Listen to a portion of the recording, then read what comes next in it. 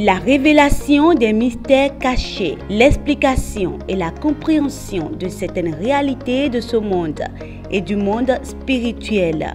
Ceci au travers de votre émission à la source.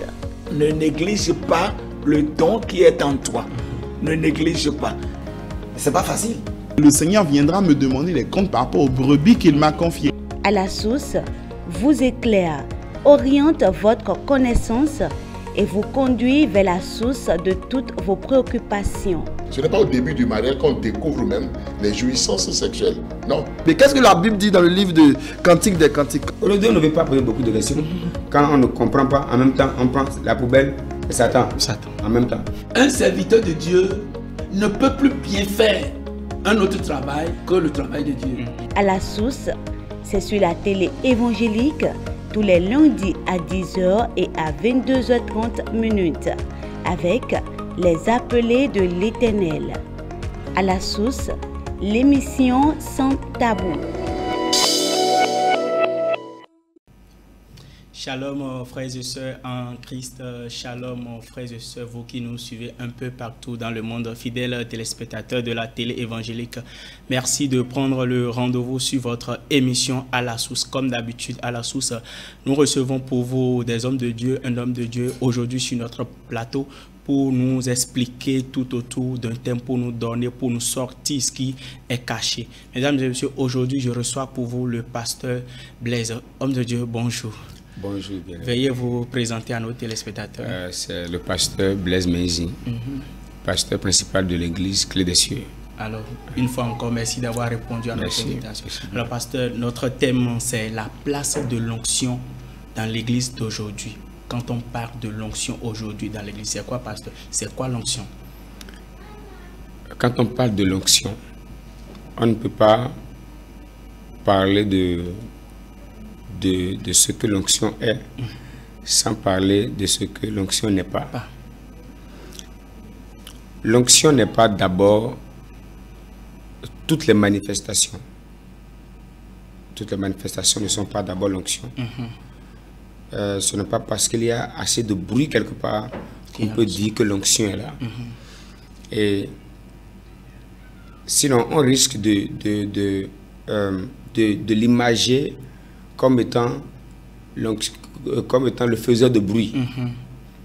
Et là où il y a moins de bruit, on dira il y a moins d'onction. Non, pas du tout. L'onction n'est pas ça. Maintenant, l'onction, c'est quoi? L'onction, c'est la capacité de Dieu. La capacité que Dieu donne à nous personnes. La capacité que Dieu relâche dans une église. Afin d'accomplir un dessein bien précis. C'est un revêtement de Dieu. Une capacité que Dieu vous donne pour que vous manifestiez certains résultats. L'onction, c'est les habiletés de Dieu qu'il vous donne afin que vous fassiez ce que lui, Dieu, il aurait fait s'il était physiquement présent. Donc je peux dire que l'onction, c'est une méthode de Dieu, c'est la solution de Dieu pour pleinement se manifester sur la terre. Alors pour pleinement se manifester sur la terre. Et j'aimerais vous demander, pasteur, et pour un chrétien lambda, un chrétien né de nouveau par exemple, comment distinguer l'onction? Parce que vous l'avez dit tout à l'heure, ce n'est pas forcément là où il y a du bruit qu'il y a l'onction, mais comment distinguer l'onction? On ne peut pas distinguer l'onction sans connaître le Saint-Esprit. Ce n'est pas possible. Ce n'est pas possible. Parce que l'onction vient du Saint-Esprit. Et c'est comme si on me parlait de jus d'orange sans faire référence à l'orange. Bien sûr. L'onction vient du Saint-Esprit. Un chrétien ne peut pas connaître l'onction, véritable onction, sans connaître le Saint-Esprit. Il faut avoir une dimension spirituelle donnée. Il faut avoir une intimité avec le Saint-Esprit. Il faut connaître le Saint-Esprit. D'abord. Sinon, on risque d'avoir des dérapages.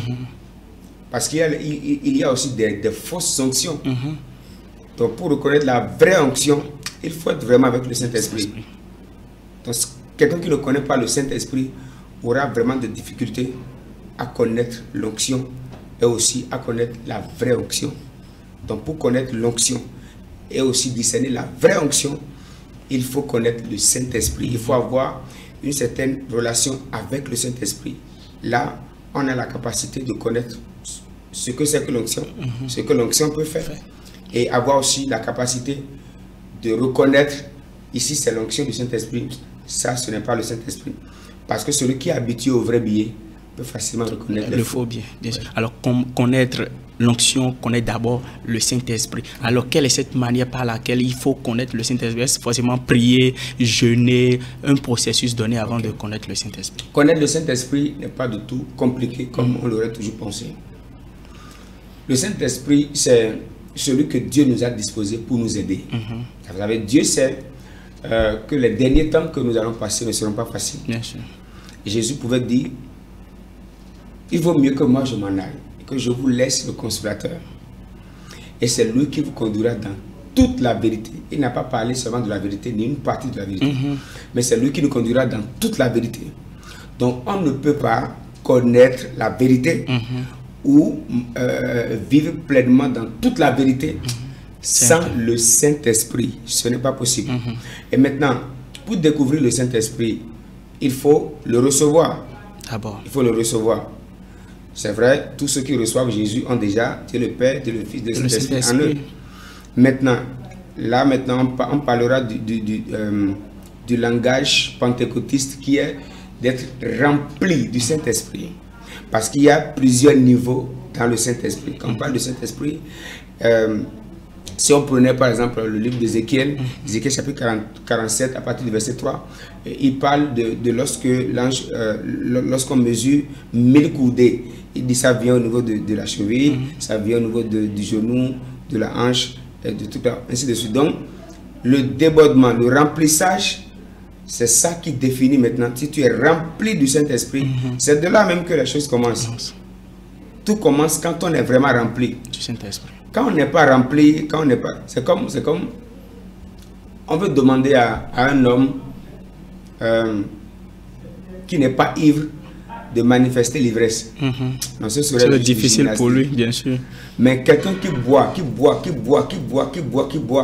et qui bloque le tableau, vous n'avez même pas besoin de lui dire il faut que tu aies pillé ce corps. Non. Il est déjà dans le jeu. Il est déjà dans le jeu. Donc quand on est rempli, tout devient plus facile. Tout devient facile. Donc pour connaître le Saint-Esprit, il faut d'abord remplir. Et le symbole de quelqu'un rempli du Saint-Esprit, du débordement, c'est le parler en langue. Comme la Bible nous l'a montré clairement avec les apôtres. Lorsqu'ils ont été remplis du Saint-Esprit, ils ont commencé à parler en d'autres langues. Donc c'est de là maintenant que tu commences, quand le Saint-Esprit te remplit, tu viens à un niveau où tu peux commencer pleinement à le connaître, à marcher avec lui, à le sentir et à commencer une nouvelle vie chrétienne. En réalité, ce que Jésus est pour le royaume de Dieu, c'est-à-dire pour aller au ciel, on a besoin de Jésus. C'est comme si Jésus est le portail. Et tu entres dans le royaume, tu entres dans la maison de Dieu par Jésus. Maintenant, le Saint-Esprit, c'est lui qui devient maintenant les autres portes qui te permettront soit d'entrer au salon de Dieu ou dans la chambre secrète de Dieu. Donc, plusieurs sont chrétiens. Plusieurs sont juste dans le royaume, ils sont juste dans la maison, mais n'ont aucune intimité, ils n'ont aucune révélation des choses qui se passent à l'intérieur là-bas. Ils n'ont aucune notion. Voilà pourquoi on peut aujourd'hui voir beaucoup de dérapages et beaucoup de langage vulgaire par rapport même à certaines manifestations. C'est-à-dire celui qui est juste dans la maison croit que s'il y a de télé allumée, comme si c'est diabolique. Alors que pour voir la télé allumée, il faut entrer là-bas. Bien sûr. Il faut entrer au salon. Et là, c'est encore un autre niveau. Ce sont des étapes. Ce sont des étapes. Et c'est en fonction du niveau que tu vis les expériences surnaturelles avec Dieu. Si tu n'atteins pas un certain niveau, il y a des expériences qui ne te concernent pas. Donc, on ne peut pas connaître le Saint-Esprit sans être rempli. Et on ne peut pas expérimenter l'onction sans connaître le Saint-Esprit. Parce que l'onction vient du Saint-Esprit. Alors, pasteur, revenons aujourd'hui dans nos églises, puisque c'est le lieu propice pour la manifestation de l'onction. Alors, j'aimerais vous demander quel est le rôle de l'onction dans l'église d'aujourd'hui? On va tout baser sur la parole de Dieu. Dans le livre de Luc, son chapitre 4, verset 18, Jésus dit, il dit, l'Esprit du Seigneur est sur moi. Vous voyez déjà, là, Jésus commence à parler de qui? De l'Esprit. Il dit, l'Esprit du Seigneur est sur moi. Parce qu'il m'a oint. Donc en réalité, l'huile vient de l'Esprit. L'onction vient de l'Esprit. C'est l'Esprit qui oint. Maintenant il dit, parce qu'il m'a oint. Donc on ne peut pas être oint sans l'Esprit. Jamais. Ok. Maintenant il dit, il m'a oint pour une mission. Pour une mission. Il m'a oint pour. La place de l'onction dans l'église, c'est pour faire quelque chose. Jésus dit ici, pour annoncer une bonne nouvelle aux pauvres. L'onction rend l'évangélisation efficace. L'onction, il va plus loin dire, il m'a envoyé pour guérir ceux qui ont le cœur brisé. Pour guérir ceux qui ont le cœur brisé. Donc, il n'y a pas de guérison, il n'y a pas de manifestation, il n'y a pas de surnaturel sans l'onction qui est donnée par le Saint-Esprit. Aucune église ne peut manifester pleinement la divinité de Dieu, ne peut manifester pleinement la gloire de Dieu sans l'onction du Saint-Esprit. Non, non, ce n'est pas possible parce que l'onction est toujours donnée pour une mission donnée. Donc, une église sans onction n'a pas de manifestation. Alors, pasteur, on a tendance souvent à faire cette comparaison où on ne sait pas souvent faire la part des choses. Quelle est la différence entre l'onction et la grâce? La différence entre l'onction et la grâce. L'onction, c'est l'habileté de Dieu qui vient amplifier l'habileté de l'homme. L'onction, c'est lorsque Dieu vous prête ses mains, afin que vous soyez en mesure de toucher, c'est-à-dire vous touchez et ce n'est plus votre main. C'est lorsque Dieu vous prête ses pieds. Vous allez quelque part, juste vous tenez debout, même si vous ne parlez pas. Il y a une certaine énergie que vous commencez à dégager, parce que juste Dieu vous a prêté ses pieds. Et vous mettez pied là, et la gloire de Dieu commence à se manifester. Donc c'est un revêtement de Dieu. C'est un revêtement de Dieu. Et nous avons dit que l'onction est donnée pour le service. Maintenant, la grâce est une aptitude de Dieu que Dieu confère. Et aussi pour un résultat.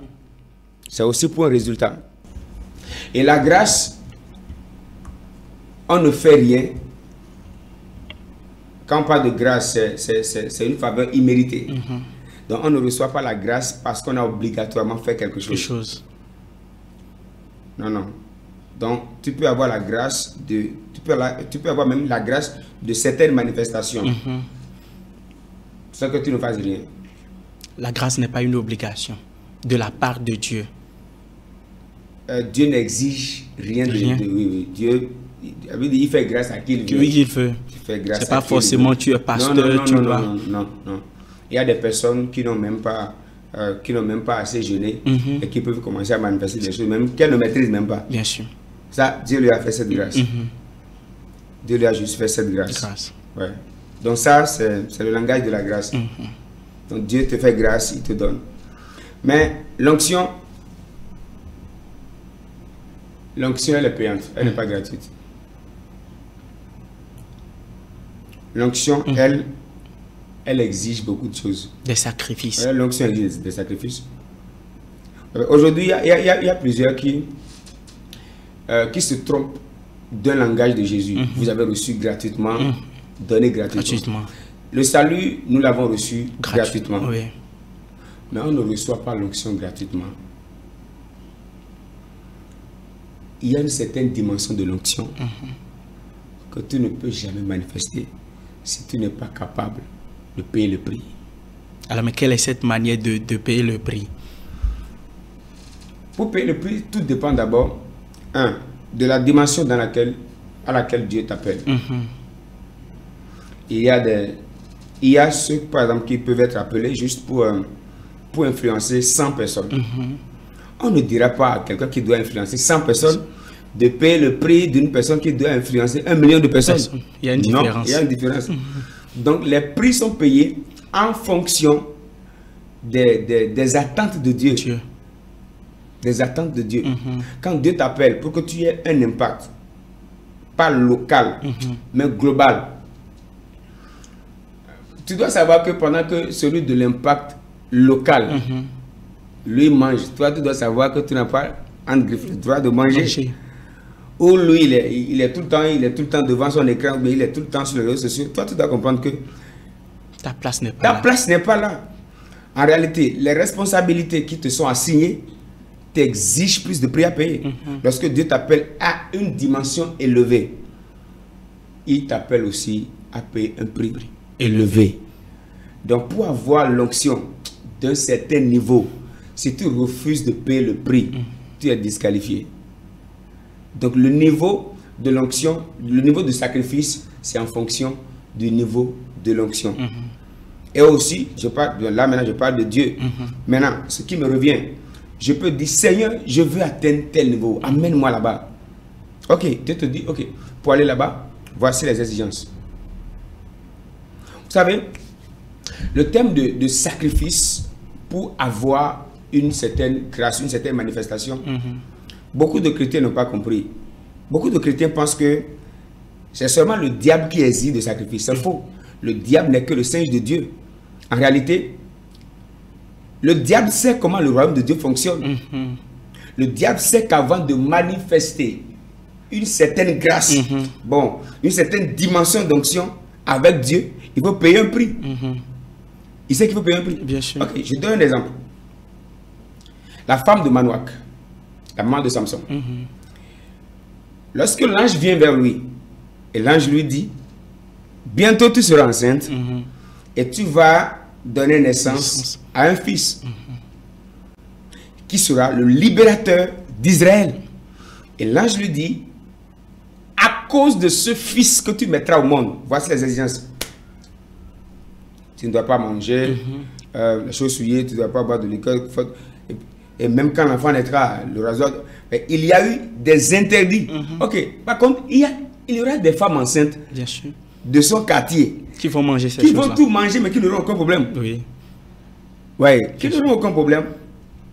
Donc, lorsque Dieu t'amène, il t'appelle pour un certain niveau, il t'exige un certain prix à payer.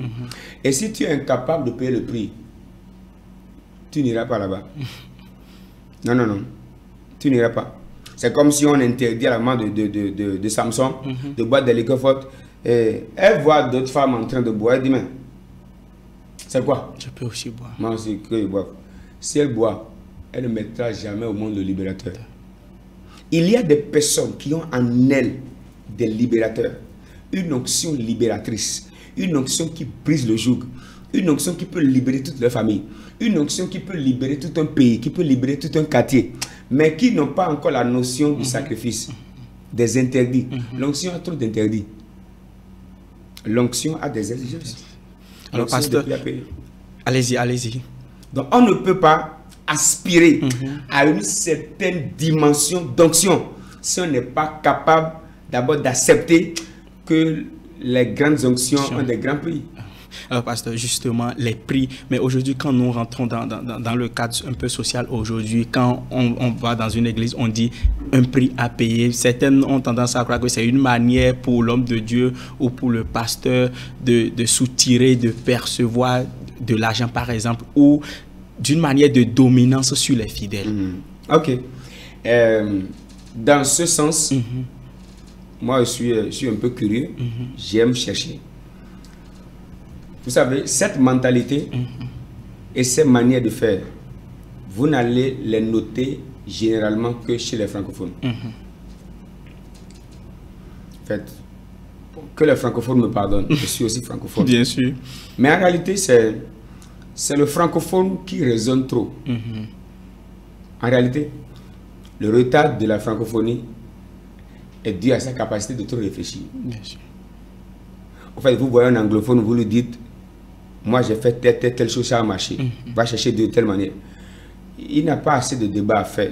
Il ira juste faire ce que vous lui avez dit de faire. Bien sûr. L'anglophone en griffe a ce sens de... Bon, quand je parle de l'anglophone, c'est... a ce sens de... Il poursuit son résultat. Et si on lui dit, voici ce qu'il faut faire pour atteindre, il le fait. Mais le francophone, est-ce que... ça va marcher? Ça va marcher. Est-ce qu'il n'est pas en train de dire ça parce qu'il a besoin d'argent? Ou bien est-ce qu'il n'est pas dans une stratégie de domination? Est-ce qu'il n'est pas en train de vouloir nous écraser? Et déjà, ces raisonnements déjà te disqualifient. En fait, le royaume, la Bible dit, nous vivons par la foi et non par la vue. Bien sûr.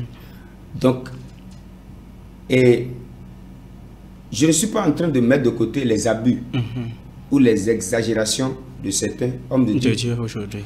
Il y a ceux qui exigent de l'argent pour avoir l'onction. Moi, je peux vous dire, je ne conçois pas ça. Vous dites, tu veux l'onction de miracle? Bien sûr. Amène 500 000. Oui. Non. L'onction vient du Saint-Esprit. L'onction ne s'achète pas par l'argent. C'est pourquoi Elimas, lorsqu'il était assoiffé des manifestations de la vie des apôtres, il voulait donner de l'argent. On lui a dit non. Cette manifestation, ce n'est pas un marché où tu viens, tu donnes 500 000. Et j'ai déjà donné 500 000. Bon, donne-moi ça, je prends. Ce n'est pas ça avec Dieu. L'onction vient du Saint-Esprit. Donc ce n'est pas un homme de Dieu qui te dira, il faut amener 50 000. Que tous ceux qui veulent l'onction de guérison, amener 100 000, 100 000, 100 000. Et on va courir, je veux l'onction de guérison, enfin. C'est un dérapage. C'est un dérapage. C'est un dérapage. Mais Dieu est capable de te dire, de te donner une conviction. Il te dit, prends telle semence, va semer ça dans la vie de tel homme de Dieu. Et quand tu sèmes dans sa vie, cette portion d'onction qu'il manifeste peut se rattacher à toi. Bien sûr. Et tu peux commencer à manifester ça. Dieu peut te dire ça. Dieu peut te dire ça. Mais l'onction n'est pas à vendre. Pas l'homme qui chiffre le prix. L'onction ne quémande pas. Non. C'est pas l'homme qui chiffre le prix. Et moi, j'ai 10 dimensions d'onction. J'ai telle onction, telle onction, telle onction. Voilà, si vous voulez amener tel argent. Non, ça, c'est le dérapage. C'est le dérapage. Alors, pasteur, aujourd'hui, une église sans l'onction, est-ce possible? Une église sans onction, par définition, l'onction est un revêtement de Dieu pour avoir des résultats. Une église sans onction, c'est une église sans le revêtement de Dieu qui poursuit, qui amène au résultat.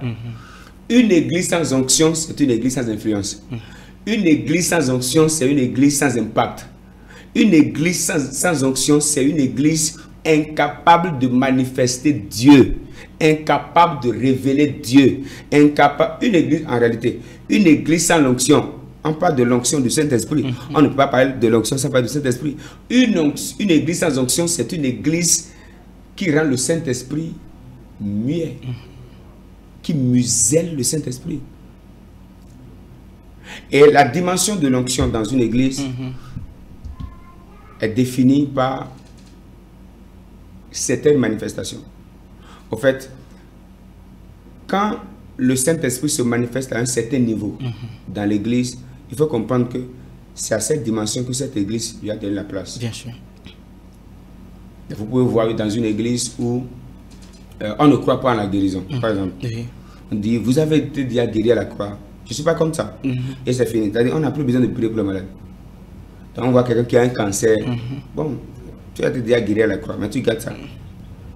Mais là, n'est-ce pas un degré de foi? Je ne dirais pas que c'est un degré de foi. Jésus n'a jamais dit de ne pas prier pour le malade. Bon, ok, en griffe, je me rectifie. Jésus n'a jamais dit de prier pour les malades. Mais il a plutôt dit de guérir les malades. Dans Matthieu, Jésus dit, allez, guérissez les malades, purifiez les lépreux et ressuscitez les morts, chassez les démons. C'est un ordre qu'il a donné. Donc en réalité, Jésus ne nous demande même pas quand on trouve des malades de prier pour eux. Il faut les amener à la guérison. Quand tu les vois, tu as reçu le mandat de retirer de la maladie. C'est ça. C'est ça. J'ai corrigé parce que pendant un bon moment, je n'avais pas trop compris cette réalité. Et on prie pour les malades. On ne prie pas pour les malades. On guérit les malades. C'est ce que Jésus a dit. Il a dit guérissez les malades. Voilà. Alors, pasteur, il y a d'autres diront que l'onction varie d'un homme de Dieu à un autre. Mais j'aimerais vous demander quels sont ces types d'onctions que nous avons. Ok. Je dirais peut-être les types d'onctions seront juste évalués en fonction des dimensions dans lesquelles Dieu veut amener quelqu'un. Quelqu'un, par exemple, peut plus manifester une onction de guérison. Bon, c'est vrai, il y a une petite nuance entre l'onction et les dons spirituels, par exemple. Il a l'onction prophétique. Il a l'onction prophétique, il a l'onction de guérison. Donc, quelqu'un peut manifester plus une dimension, plus une onction de guérison, par exemple. Et quelqu'un d'autre peut manifester une autre. Et Dieu le fait juste par complémentarité. En fait, Dieu sait que c'est comme le monde médical. Tout le monde ne peut pas être dermatologue. Bien sûr. Tout le monde ne peut pas être neurologue. Ou un dentiste, par exemple. Mais quand on parle du corps de Christ, c'est vraiment un corps qui a besoin de plusieurs spécialités. Comme en médecine. Bien sûr. Quelqu'un est spécialisé dans tel domaine. Il y a ceux qui traitent les problèmes d'yeux. Il y a les dentistes. Il y a les chirurgiens. Donc, le corps de Christ, en réalité, a besoin de toutes ces facettes-là, de toutes ces dimensions de l'onction. Ou je dirais aussi de toutes les manifestations de tous ces dons-là. Pour le perfectionnement des saints, pour la bonne marche du corps. Le bon fonctionnement de l'organisme. Donc, en réalité, ce n'est pas parce que quelqu'un, par exemple, lui, il est un dermatologue, qu'on va dire qu'il est moins qu'un dentiste. Non. Chacun a son importance. C'est sa spécialité. Bien sûr. Si vous dites que c'est ça, puis vous enlevez le dentiste, c'est le jour que vos dents vont commencer à... que vous allez courir. C'est là que vous allez oublier votre dermatologue. Quand vous n'allez pas dormir la nuit, vous allez commencer à chercher le dentiste. C'est ainsi. Donc, il n'y a pas... Ça, c'est ma manière de voir les choses. Il n'y a pas un supérieur. Mais est-ce qu'à la limite de la manifestation de mon onction, est-ce possible de faire appel à une autre onction? Oui, bien sûr. Je peux vouloir que Dieu... Je suppose, je ne manifeste pas la guérison. Peut-être je suis plus dans le prophétique. Mais il y a des cas de guérison qui viennent. Et j'ai vraiment soif de voir ces personnes aussi guéries. Je dis, Seigneur, on ne peut pas fonctionner comme ça. Donne-moi cette capacité. Lorsque je vais croiser ces malades aujourd'hui, que quelque chose se passe. Et il y a aussi le prix à payer. Il y a aussi le prix à payer. Pas seulement, j'ai été prié, 5 minutes, j'ai demandé. Et c'est bon, ok, on y va. Non. En fait, ce qui crée beaucoup de dérapage même, je ne suis pas assez qualifié pour parler de l'église de Jésus. Mais ce qui crée beaucoup de dérapage dans les églises, c'est de croire que, comme moi je ne fais pas ça là, et l'autre fait. C'est comme si je ne suis pas fait. C'est comme si moi je ne suis pas efficace. Ou c'est comme si lui vient du diable. Vous savez, il y a beaucoup d'hommes de Dieu qui sont diabolisés. Juste à cause d'une certaine dimension d'onction qu'ils manifestent. Et une dimension d'onction dans laquelle l'autre n'est pas. Et puisque l'autre n'est pas là, et parfois, c'est pas ignorance, et parfois aussi, c'est pas la jalousie. Qu'est-ce qu'il faut dire pour détruire l'image de l'autre? Qu'est-ce qu'il faut faire? De là, il faut chercher les faux témoignages. Chercher à nuire à la vie de l'autre. Il faut essayer quand même de ternir son image pour justifier notre incapacité dans ce domaine.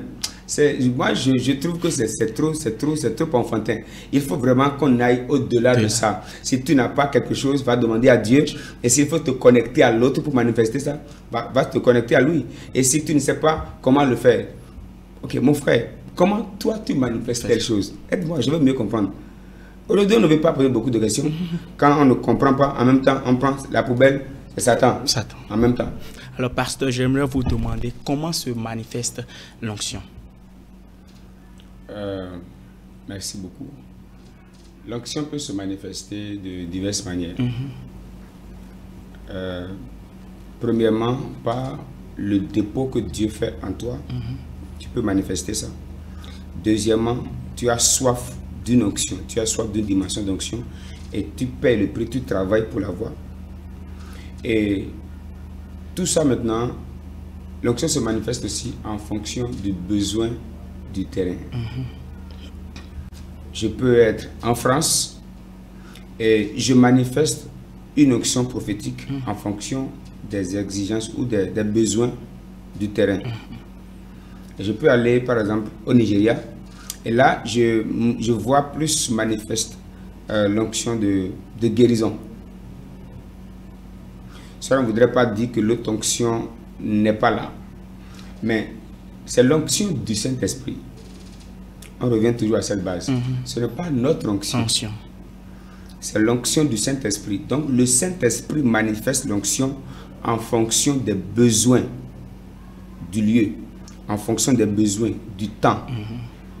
Donc hier, je peux être puissamment utilisé dans un domaine et aujourd'hui, je peux vouloir y faire recours et ça ne marche pas.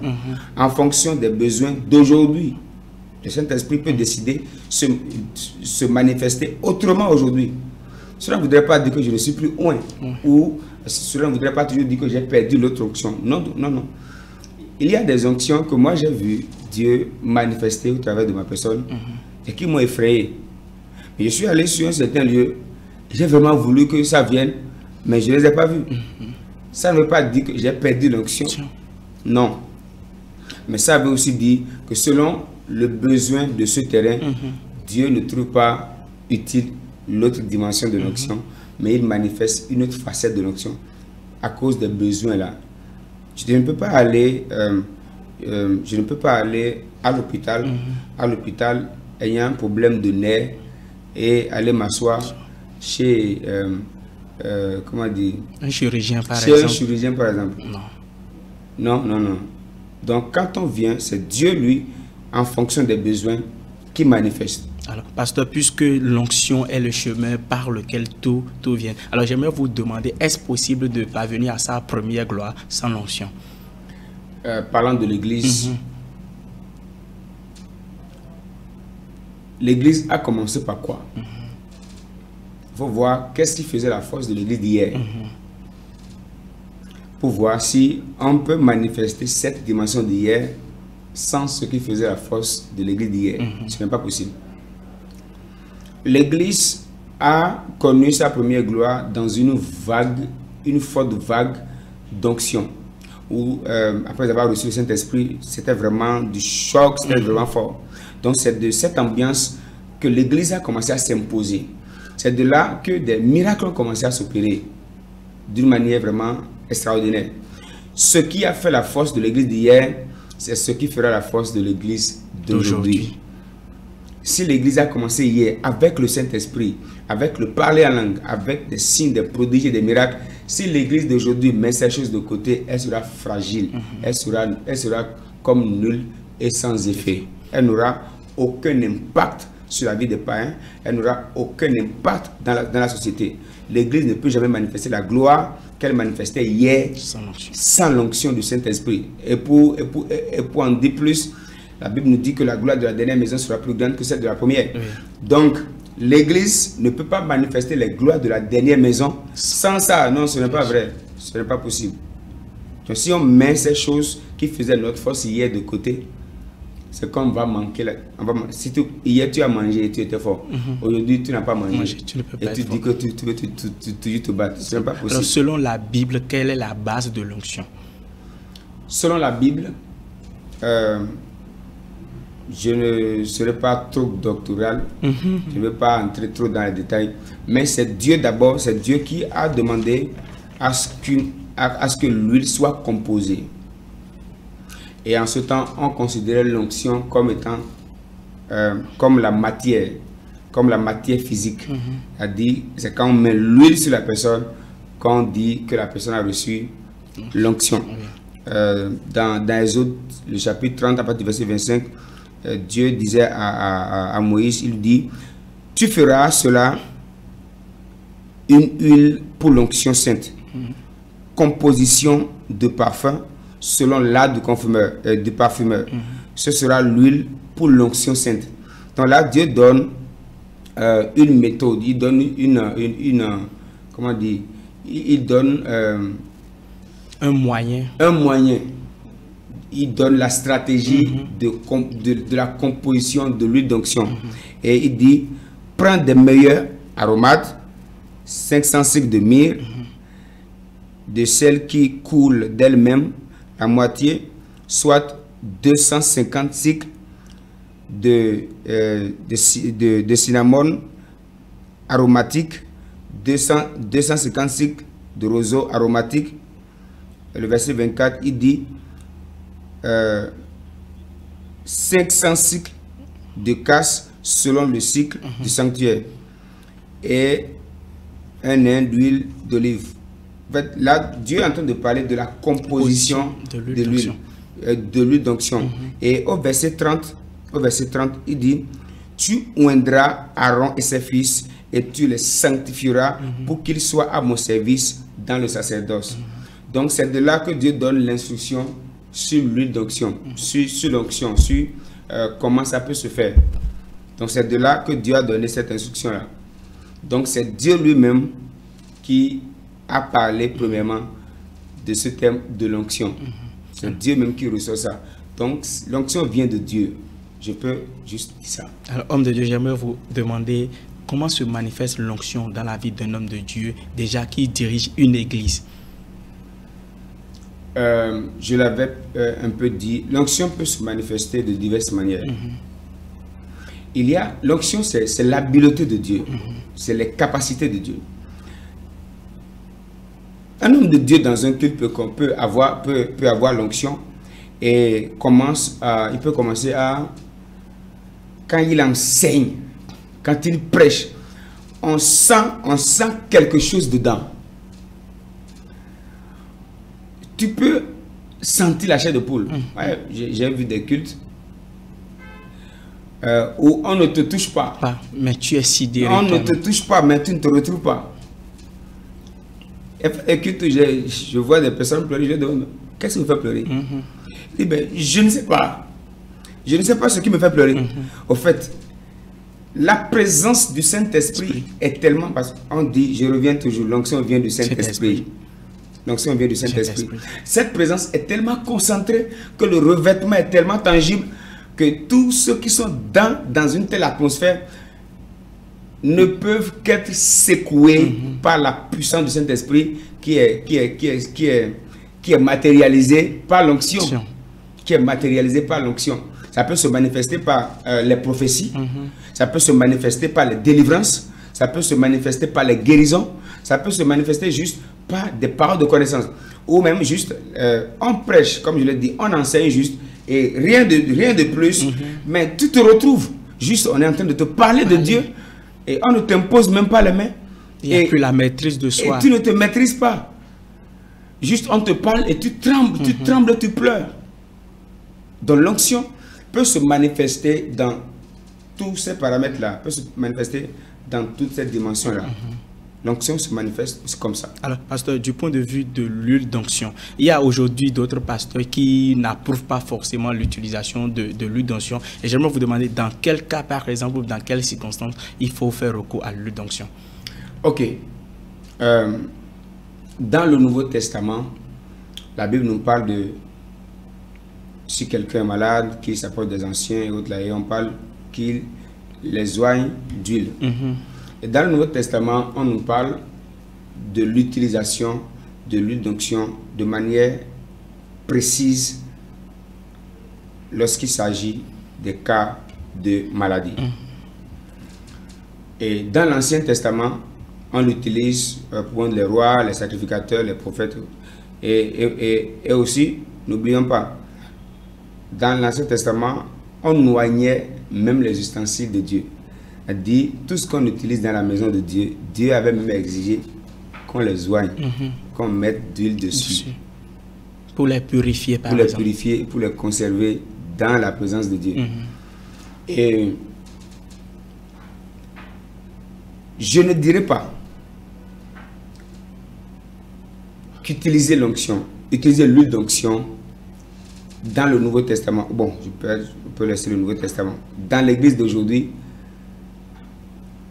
sans précisément l'utiliser pour les malades, moi je ne dirais pas d'abord que c'est un dérapage. Non. Tant que la Bible n'a pas interdit de le faire, si on le faisait hier, c'est possible de le faire encore aujourd'hui. Aujourd'hui, bien sûr. Ça, c'est ma conception personnelle. Il y a de ceux qui refusent même d'utiliser l'huile pour les malades. On ne dira pas qu'ils iront en enfer. Mais c'est la conception. C'est la conception. Ça dépend d'une église, ça dépend du dogme, ça dépend de la vision que l'église a, ça dépend de ce que l'église, de la croyance de l'église, ça dépend de la doctrine de l'église. Et le problème que nous avons aujourd'hui, c'est que quand ce que l'autre fait n'est pas dans nous, notre doctrine, c'est que la personne est diabolique. Moi, je trouve ça d'enfantin. Surtout quand la personne ne partage pas la même vision que vous. En même temps, là, on la classe en même temps, dans la poubelle de ceux qui vont en enfer. Aujourd'hui, la manifestation de l'onction dans les églises signifie déjà la prospérité d'une église, par exemple. L'onction est donnée pour un but. Lorsque Dieu manifeste l'onction dans toutes ses dimensions, et si Dieu atteint ses objectifs, si Dieu atteint ses objectifs au travers de cette église, on peut dire que c'est une église prospère. On peut dire que c'est une église prospère. Selon les attentes de Dieu pour cette église. Ouais, selon les attentes de Dieu pour cette église. Alors le thème, c'est la place de l'onction dans l'église aujourd'hui. Et j'aimerais vous demander quelle était cette place de l'onction dans l'église d'hier et l'église d'aujourd'hui. Si on prend l'église d'hier, l'église primitive, je prends par exemple l'apôtre Paul, juste parce qu'il parle, les gens prenaient des linges, touchaient juste son corps, touchaient, et ce linge, le revêtement qui était sur lui, on a dit l'onction, c'est un revêtement spirituel, surnaturel, pour des résultats. Ce revêtement est déjà connecté au linge. Et on peut l'appliquer aux malades, les malades sont guéris. On l'applique aux possédés. C'est-à-dire, on ne met pas ça, juste ça les touche et on ne bavade pas. On ne parle même plus. Celui qui a juste le linge, c'est comme s'il a déjà tout. Il dépose ça là, il a le résultat. Priait juste son ombre, guérissait les malades. Et désolé de dire, la seule chose n'a pas besoin de se reproduire 1000 fois dans la Bible avant qu'on ne croie que ça peut se reproduire. Si ça se reproduit une seule fois, il faut avoir l'assurance. Il faut avoir l'assurance que cette manifestation est encore possible. D'abord, Dieu a créé l'homme combien de fois? Une seule fois. Une seule fois. Pour qu'on soit toujours en train de se reproduire. Une histoire de la Bible peut se reproduire juste une seule fois dans la Bible. Et ça devient une porte ouverte pour nous de l'expérimenter. Aujourd'hui, si hier l'onction a eu un tel impact, vous savez, sans le surnaturel, les gens n'ont pas le respect pour Jésus. D'ailleurs, vous prenez la Bible, d'accord, et vous retirez tous les miracles de la Bible. Il n'y a plus rien. Essayez, il n'y a plus rien. Il n'y a plus la Bible. Non, ce n'est plus la Bible. Qu'est-ce qui faisait que plusieurs écoutaient Jésus? Qu'est-ce qui faisait que plusieurs couraient derrière Jésus? Jésus a prêché à une foule pendant 3 jours. Quelqu'un a même dit que c'était non-stop. Ils restaient là la nuit. Ils somnolaient. Et ils sont là sur plusieurs jours. Qu'est-ce qui les captivait de si temps? Ce n'est pas seulement la parole. Ils savaient que les malades étaient guéris. Ils savaient que les possédés étaient libérés. C'était pour ça. Si on enlève les miracles du ministère de Jésus, personne n'allait le suivre. Mais aujourd'hui, ces miracles sont vus, sont mal vus. Déjà, on assiste à des miracles quelque part. Il y a même des hommes de Dieu aujourd'hui qui critiquent ces miracles-là. Il faut avouer qu'aujourd'hui, il y a un mélange. Il faut avouer qu'il y a un mélange. Mais ce n'est pas parce qu'on dit qu'il y a des faux billets qu'il faut jeter tous les billets. Et qu'il faut déjà, non, on a trouvé un faux billet ici. Un faux 10 000 et n'utilisez plus 10 000.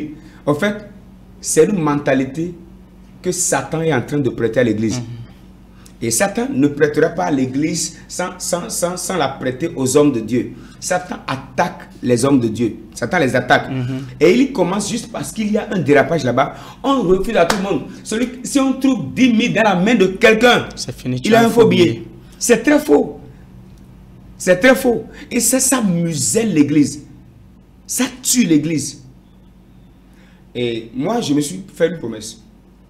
Pour tous ceux qui m'écoutent depuis des années, je ne viendrai jamais sur la chair pour dénoncer. Ça, c'est moi. Mais est-ce parce qu'il y a ce manque de dimension spirituelle aussi de la part des hommes de Dieu qui critiquent cela ou bien qu'est-ce qu'il faut comprendre réellement, pasteur? Je dirais quelque chose que peut-être certains ne vont pas aimer. Vous avez déjà vu les plus riches critiquer et insulter les plus pauvres? C'est impossible. Mais vous avez déjà vu les pauvres critiquer les riches? Plusieurs fois. Vous savez, la plupart de certains sentiments que certains hommes de Dieu manifestent, c'est la jalousie. Pour être honnête, ce n'est pas d'abord... Ils n'ont même reçu d'abord aucune conviction que ce que la personne fait est faux. Mais juste parce que lui, là, il ne fait pas ça. Il doit tout faire, tout dire pour que les autres n'aillent pas là-bas. Moi, je me suis fait une promesse. Je reviendrai. Dieu ne m'a pas dit, Dieu ne m'a pas oint pour dénoncer, mais il m'a oint pour annoncer. Il y a ceux qui pensent qu'ils ont reçu le mandat de dénoncer. Ok, ça, moi, je ne condamne pas le ministère de quelqu'un parce que le dernier jour, on va rendre compte à Dieu. Mais j'ai un défi. Si tu es un fidèle et tu me suis pendant 3 mois, 6 mois, 1 an, je vais tellement te forger sur le vrai. Je vais tellement te montrer le vrai que le jour que tu vas commencer à voir le faux, tu peux reconnaître le faux. Merci, pasteur. Est-ce parce que ces hommes de Dieu-là n'ont pas la dimension qu'il faut pour connaître ou bien pour faire comme ces pasteurs, raison pour laquelle ils critiquent? Et quelle est cette méthode de les amener à agrandir leur onction, leur spiritualité? Si tu as soif de quelque chose, va vers Dieu. Ou si tu vois ton frère manifester quelque chose, une dimension que tu ne maîtrises pas, approche-toi de lui. Dieu est multidimensionnel. Il y a des hommes de Dieu. Moi, j'ai découvert des hommes de Dieu. Pasteur, on va y revenir, c'est assez profond. Et j'aimerais vous demander, l'onction peut amener un homme de Dieu à être riche? Pas nécessairement. Tu peux manifester une dimension de prophétie, de trucs là, sans être riche. Vous savez, la bénédiction vient de l'Éternel. Et Dieu ne nous a pas donné l'onction pour qu'on se fasse de l'argent. Non. Mais il a encore lui-même dit que l'homme ne vivra pas de la parole qui soit bon, mais du pain aussi. Hein. Oui, non, bien sûr. En fait, je veux juste dire, ce n'est pas parce que quelqu'un dit j'ai l'onction qu'il doit en même temps regarder à l'argent pour dire ah, si j'ai telle onction maintenant j'aurai beaucoup d'argent. Non, ça c'est un dérapage. C'est Dieu qui donne l'argent. Tu peux ressusciter les moyens pauvres. C'est possible. Oui, c'est possible. J'ai vu Dieu. Je préfère parler dans ce sens. Ressusciter de mort. Plusieurs. D'accord? Mais ça n'a pas fait de moi milliardaire. Mais ça n'a pas fait de moi multimillionnaire. Et c'est Dieu qui bénit. C'est Dieu qui bénit. C'est Dieu qui bénit. C'est vrai.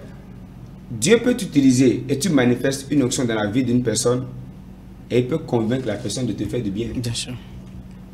Mais cela ne voudrait pas dire que c'est une obligation. Obligation. Quand Dieu m'a utilisé dans telle dimension, on doit me donner tel montant. Je dois chiffrer mon onction. C'est un dérapage. Tu peux avoir l'onction et tu meurs vite. L'onction, c'est une chose. La gestion de l'onction, ça c'est encore une autre chose. Tu peux avoir l'onction de guérison et en un an tu meurs. Tu seras tellement sollicité que ton corps va vite s'abîmer, tu vas mourir. Bien sûr. Vous savez, il y a d'autres qui ont le fardeau de l'œuvre et qui se demandent les stratégies par lesquelles réussir à relever ces défis.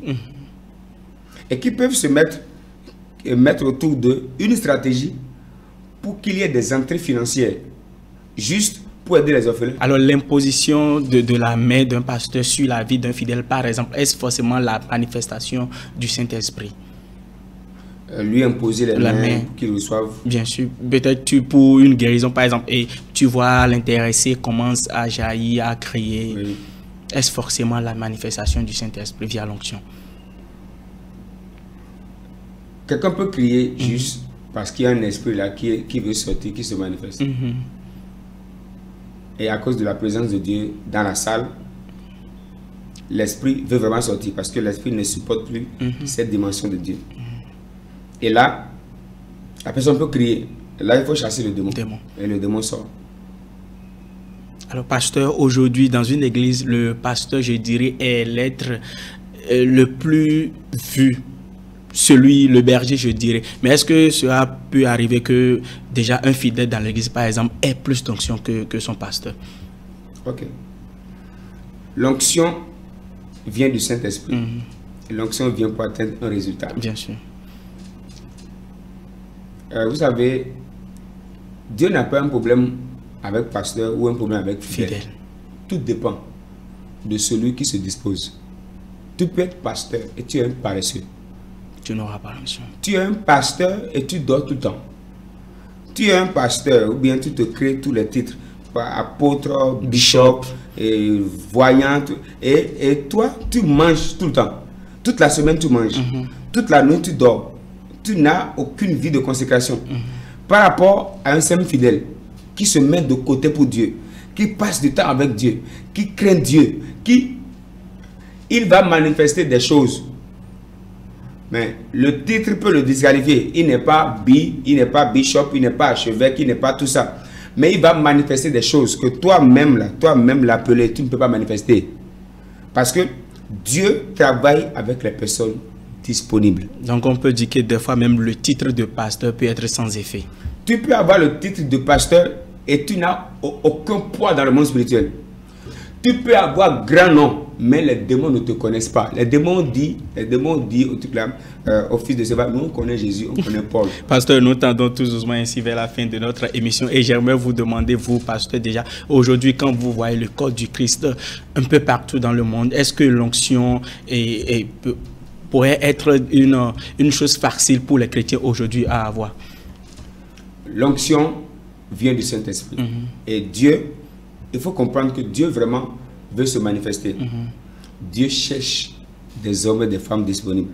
Dieu cherche des personnes qui peuvent se mettre de côté et qui vont recevoir ses capacités afin d'aller, comme Jésus l'a dit, il est un pour libérer les captifs, guérir les malades, sauver les âmes. Dieu cherche en ces temps de la fin des personnes disponibles. David peut dire dans le psaume 23, le verset 5, il dit, tu ondules ma tête et ma coupe déborde. En réalité, le débordement de la coupe dépend de l'huile qu'il y a sur la tête. Les résultats que vous avez dépendent de la quantité d'onction que vous avez. Si vous avez de petits résultats, il n'y a pas, ne nous leurrons pas. Ce qui est sur ta tête, c'est petit. Va te consacrer, va passer du temps avec Dieu, va jeûner, va prier en langue, étudier la parole. Il faut aussi côtoyer les hommes. Dans les conditions, faire des exercices. Il faut vraiment s'appliquer. Un bon pianiste ne sera pas un bon pianiste s'il ne s'applique pas. C'est ça le monde spirituel.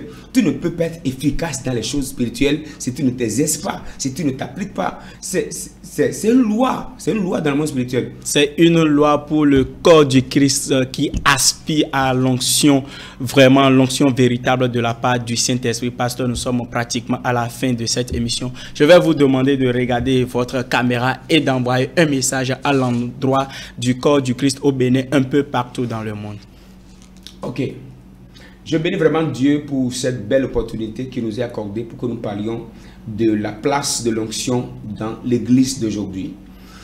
Et je l'ai dit tout à l'heure, je ne suis pas assez qualifié. Je ne me qualifie pas pour parler au corps de Christ. Et je ne suis pas qualifié pour parler aux églises. Mais peut-être je veux m'adresser à la jeune génération.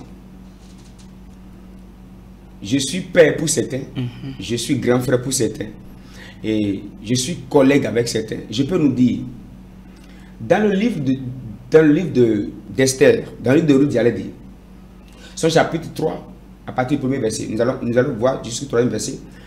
Naomi donne un conseil à sa belle-fille Ruth. Il lui dit, pour assurer ton repos, lave-toi et oins-toi, lave-toi et oins-toi.